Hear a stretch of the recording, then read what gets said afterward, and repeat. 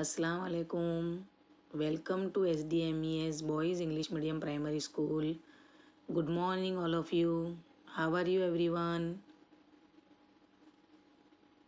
आज ये आपका हिंदी का पीरियड है, कक्षा 5, विषय हिंदी, जिसमें हम आज देखेंगे पाठ 11, जिसका नाम है सच्चा बालक। ओके, तो आज एक सच्चे बालक की सच्ची कहानी हम देखेंगे, जिससे हमें कुछ अच्छा और सच्ची बातें सीखने की प्रेरणा मिलेगी। तो आज हम इस कहानी में आगे बढ़ते हुए पाठ की शुरुआत करेंगे। पाठ 11, सच्चा बालक। तो यह जो बात है, ये जो कहानी है, ये हमें एक प्रेरणा देती है सच्चाई की, कि हमें हमेशा जीवन में सच बोलना चाहिए, चाहे कैसी भी विकट परिस्थिति आए, लेकिन हमें कभी भी सच का साथ छोड़ना नहीं चाहिए। तो अगर हम सच्चाई का साथ देते हैं हमेशा, तो हमारे साथ हमेशा अच्छा ही होता है, कभी भी कुछ बुरा नहीं होता है। तो शुरुआत करते हैं। एक समय की बात है, बहुत पहले के वक्त की बात है। एक लंबा काफिला बगदाद की ओर जा रहा था। काफिला मतलब कि एक जो गिरोह है, एक लोगों का जो झुंड है, वो बगदाद की तरफ जा रहा था। रास्ते में उस पर डाकू टूट पड़े और लूटमार करने लगे। पहले के ज़माने में जब लोग हिजरत करते थे, एक स्थान से दूसरे स्थान पर जाते थे, तो जैसे आज के ज़माने में ट्रैवलिंग के लिए हमें कई सारे साधन उपलब्ध है, ऐसा तब नहीं होता था। लोग बैलगाड़ी है, या तब बगदाद के मतलब बगदाद की बात है तो यहाँ ऊँट है, बराबर। रेगिस्तान के हिसाब से जो ऊँट है, ऊँट गाड़ी है, और चलते चलते लोग रास्ता तय करते थे। तो यहाँ जो चोरी और लूट फाट का मतलब के जो डर था, वो बहुत ज़्यादा रहता था। तो तब के ज़माने में मतलब कि जब ये बगदाद की और एक काफ़िला जा रहा था, तो रास्ते में उन पर डाकुओं का हमला होता है काफ़िले पर, और लूटमार मच जाती है। डाकू मतलब के लूटपाट करने लगते हैं। उसी काफ़िले में एक 9 वर्ष का बालक भी था। उस काफ़िले में लोगों के साथ कौन था? एक 9 साल का छोटा सा प्यारा सा सच्चा बालक। उसी की कहानी है ये, जिससे हमें प्रेरणा मिलती है। वह एक और चुपचाप खड़ा रहकर इस लूटमार को देख रहा था। एक डाकू की नज़र लड़के पर पड़ी। यह लड़का चुपचाप खड़ा था एक और, लेकिन इस लड़के पर एक डाकू की नज़र पड़ी। लड़के के पास आकर वह डाकू कड़क कर बोला, यानी गुस्से से बोला, तेरे पास भी कुछ है? तुम्हारे पास भी कुछ है जो हमारे काम आ सके? लड़के ने कहा, मेरे पास 40 अशरफिया है। देखो, 9 साल का लड़का है, छोटा सा, लेकिन कितना उदार मन का है, कितना सच्चा है।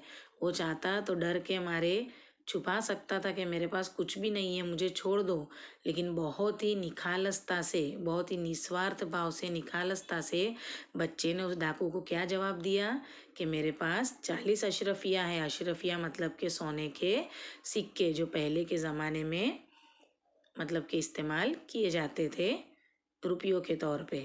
डाकू चकित होकर, डाकू मतलब कि बहुत हैरत में गिर गया, बहुत आश्चर्यचकित हो गया और कहने लगा, क्या कहा, तेरे पास 40 अशरफिया है? लड़का कहने लगा, जी हाँ। उसने बहुत ही आत्मविश्वास के साथ कहा कि हाँ, मेरे पास 40 अशरफिया है। डाकू लड़के का हाथ पकड़कर सरदार के पास ले गया।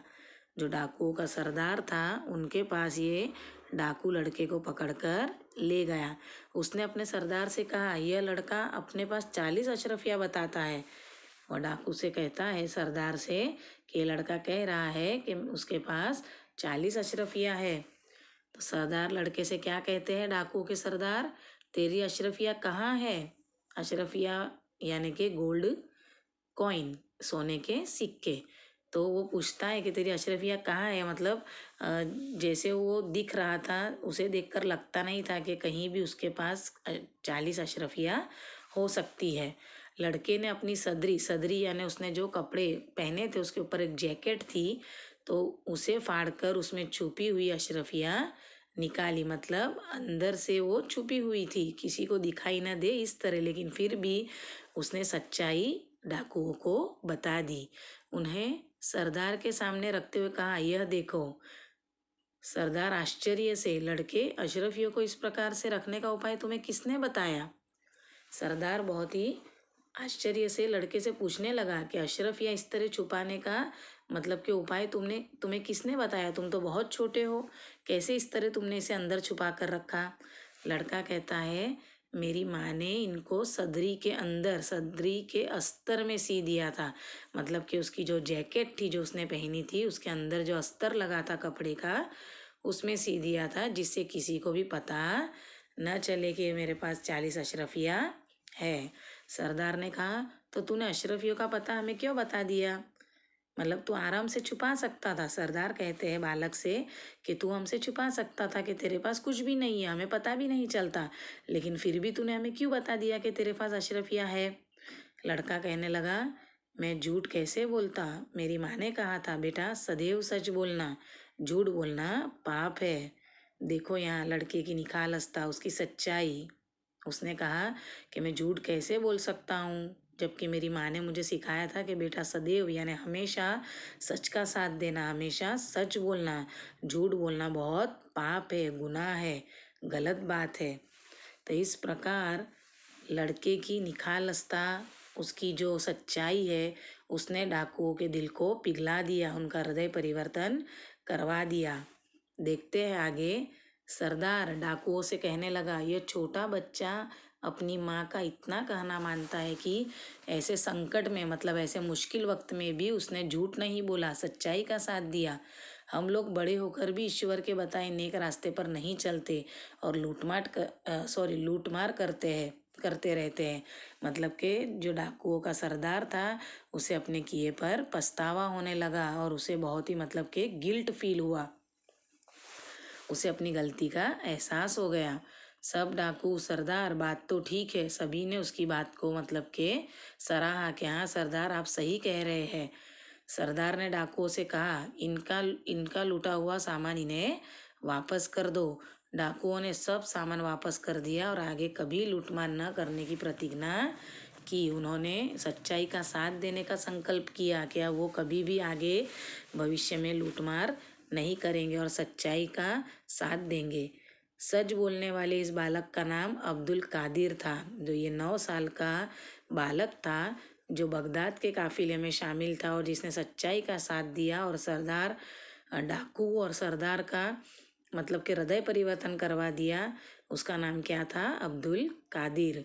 बड़ा होकर यह बालक महान संत हुआ, मतलब कि बहुत बड़ा सज्जन बना, महान पुरुष बना। उसकी समाधि बगदाद में है। वहाँ प्रत्येक वर्ष बड़ी संख्या में लोग दर्शन के लिए जाते हैं। मतलब कि वो सबके लिए एक मिसाल बन गया और सभी उसके दर्शन मात्र के लिए वहाँ बगदाद में जाने लगे। तो इस प्रकार सच्चाई का साथ देने की वजह से उसने कई लोगों का हृदय परिवर्तन करवाया। और इस कहानी से हमें यही प्रेरणा मिलती है कि हमें हमेशा सच का साथ देना चाहिए, झूठ कभी भी नहीं बोलना चाहिए, चाहे कितना भी बड़ा संकट हम पर आन पड़े। तो प्यारे बच्चों, उम्मीद करती हूँ कि आपने भी इस पाठ से सच्चाई की प्रेरणा ली होगी और आप भी अपने जीवन में कभी भी झूठ नहीं बोलोगे, हमेशा सच का साथ दोगे, सच्चाई का साथ दोगे। तो नेक्स्ट पीरियड में आगे का टॉपिक करेंगे। तब तक के लिए अल्लाह हाफिज़।